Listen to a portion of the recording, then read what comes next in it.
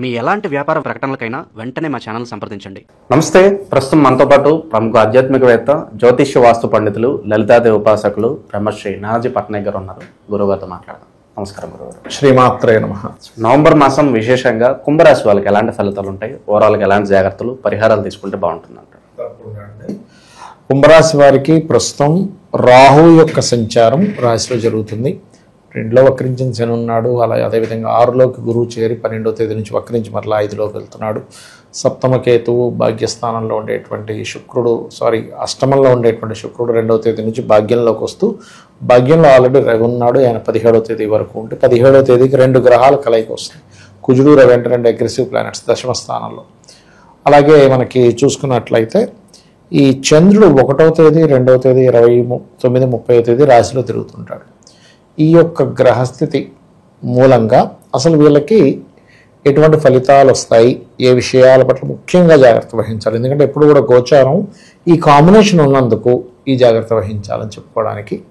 అయితే personal chart main ఎప్పుడు కూడా. కాకపోతే ఇదేంటంటే వాతావరణం బయట ఉండే ఎలా ఉంది, బయట మనకి ట్రాఫిక్ ఎక్కువగా ఉంది, అలాంటి విషయాలకి. అయితే ఈ విషయాలు ఎలా ఉన్నా మనం చిన్న చిన్న రెమెడీస్తో దీన్ని సెట్ చేసుకోవచ్చు.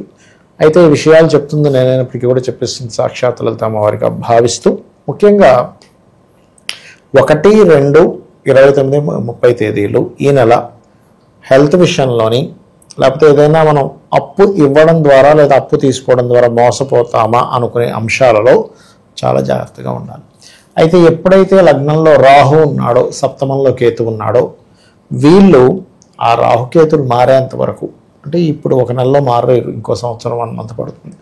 కాబట్టి వీళ్ళు కొంచెం వివాహం కానివ్వండి, పార్ట్నర్షిప్స్ కానివ్వండి, సామాజిక సంబంధించినటువంటి అంశాల్లో ఏదైనా యూట్యూబ్లో కావచ్చు ఎక్కడైనా మాట్లాడేటప్పుడు చాలా జాగ్రత్తగా ఉండాలి. ఇక వీళ్ళకి ఫైనాన్షియల్గా చూసుకుంటే సహజంగా ఇన్ని రోజులు వీళ్ళకి పంచమంలో ఉన్నాడు గురువు, ఇప్పుడు 6లోకి వచ్చేసాడు. అక్కడ వచ్చినటువంటి గురువు కూడా మీకు ధనాధిపతి 6లో ఉన్నందుకు భయపడాల్సిన పని లేదు. ఎందుకంటే అమ్మో షష్ఠ స్థానంలో గురువు అంటాం. కానీ ఎప్పుడూ కూడా గురువు తను ఇంకొక స్థానాన్ని, ఏ స్థానాలను అయితే చూస్తాడో ఆ స్థానాలను చాలా పాజిటివ్ చేస్తాడు. ఇప్పుడు 2వ అధిపతి 6లోకి వెళ్ళి 2వ స్థానాన్ని చూసుకుంటున్నాడు.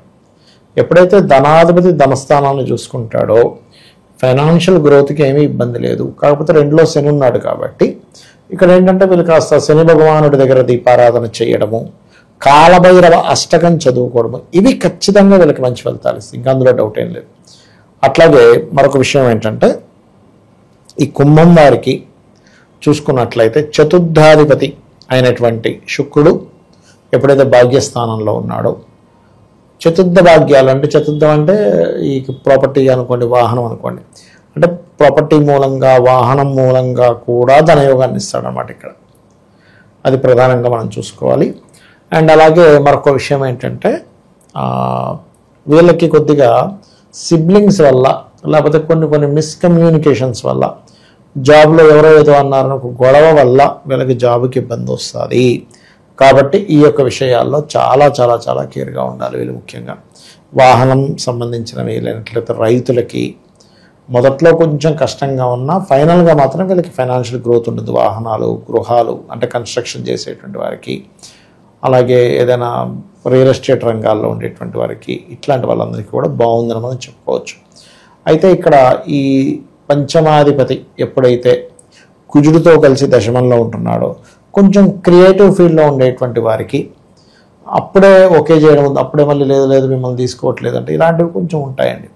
ఎందుకంటే ఈ పంచమాధిపతి, దశమాధిపతి, తృతీయ దశమాధిపతి కుజుడు మెయిన్గా ఇక్కడ. ఈ తృతీయ పాపాధిపత్యం దానికి ఉంది, కాకపోతే ఓన్ హౌస్లో ఉన్నాడు. పంచమాధిపతి మంచివాడే.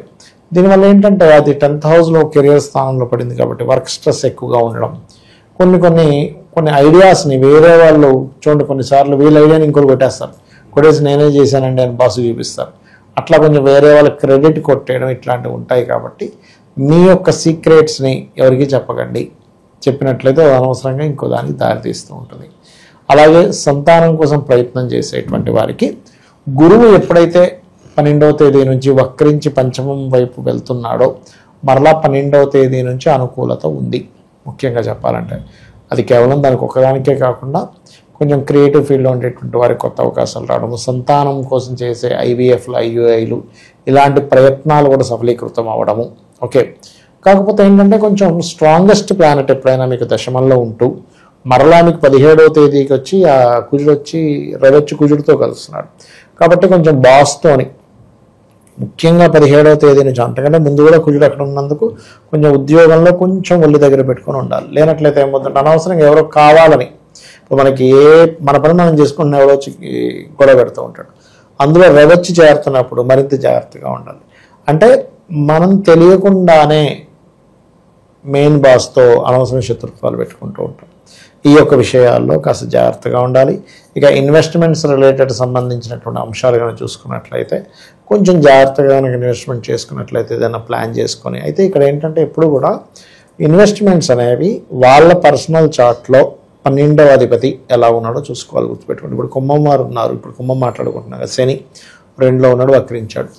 ఆన్లైన్లో చేసేటువంటి కొన్ని ఇన్వెస్ట్మెంట్స్ సిద్ధిస్తాయి, ఇక్కడ సిద్ధించమని కదా. కానీ ఎందులో మీకు గోల్డా అంటే రవిగురువులు బాగుండాలి మీ పర్సనల్ చార్ట్లు, లేదంటే భూమి మీద పెడతాను కుజుడు బాగుండాలి, 4th లాట్ బాగుండాలి. అలాగే సార్ నేను సిల్వర్ మీద పెడతాను, చంద్రుడు బాగుండాలి, గురువు బాగుండాలి. ఇక్కడ ఇక్కడ ఏంటి సీక్వెన్స్ చూసుకోవాలి. కొంతమంది షేర్ మార్కెట్లో పెడతా అంటాడు, 25811 కాంబినేషన్ ఉంటూ కనీసం ఒక నీచభంగ రాజ్యోగం, విపరీత రాజ్యోగం ఉండాలి. అలా కాదండి, నేను ఒక ఫ్యాక్టరీ మీద పెడదాం అనుకుంటున్నా ఇన్వెస్ట్మెంట్, అప్పుడు మీ జన్మజాతకంలో మెర్క్యూరీ బాగుండాలి, మార్స్ బాగుండాలి. సో ఇది ఒక కాంబినేషన్, ఇది ఒక ఫార్ములా, ఆస్ట్రాలజీ అనేటువంటిది.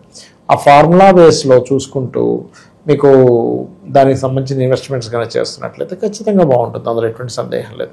కాకపోతే నేను చెప్పేది ఒకటే, ఇక్కడ ఈ జాబ్ రిలేటెడ్ సంబంధించిన విషయంలో అగ్రెసివ్ నిర్ణయాలు తీసుకోకండి.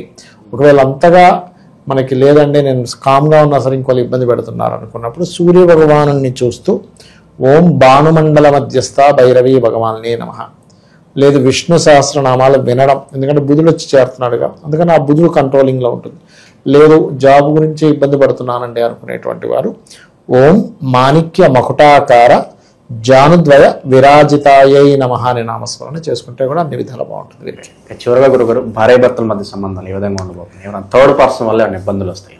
కొంచెం ఉంటుందండి. ఎందుకంటే ఇప్పుడు ఇక్కడ ఏమైందంటే ఈ సప్తమ స్థానంలో కేతు ఉన్నాడు చూసారా, కేతు ఉన్నప్పుడు ఎలా ఉంటుందంటే ముందే సప్తమాధిపతి రవి అక్కడ, కేతు వచ్చి చేరినప్పుడు ఏమీ లేకపోయినా ఈగో క్లాషెస్, అంటే అసలు పెద్ద రీజనే ఉండదు, విచిత్రంగా. అంటే ఇప్పుడు నేను ఒక చిన్న కేసు చెప్తా, సందర్భం వచ్చింది కాబట్టి. ఒక ఇద్దరు భార్యాభర్తలు ఒక క్లాస్కి వెళ్ళి వచ్చారు. క్లాస్కి వెళ్ళి వచ్చాక భర్త ఏం చేశాడంటే వాళ్ళు ఏదో సమ్ పేపర్స్ అవి ఇచ్చారు, ఈ ఇంట్లో ఒకసారి మళ్ళీ చదువుకోండి అని.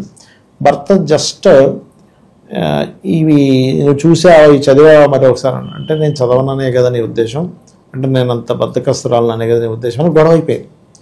ఆయన అన్నది ఏంటి, అక్కడ తిట్టలేదు, కొట్టలేదు, బూత్ మాట్లాడలేదు, ఏమీ లేదు, ఇవి చూసావా అన్నాడు అంతే. అంటే నేను చూడననే కదా నీ ఉద్దేశం. అరే అలా కాదే బాబు, చూస్తే ఇంకా బాగుంటుంది కదా, క్లాస్కి వెళ్ళాం కదా ఇద్దరం కలిసి, నేను చూసే నువ్వు చూస్తావేమో అని. అది వాళ్ళిద్దరి మధ్యని అది క్లియర్ అవ్వడానికి ఓ 2 రోజులు టైం పట్టింది.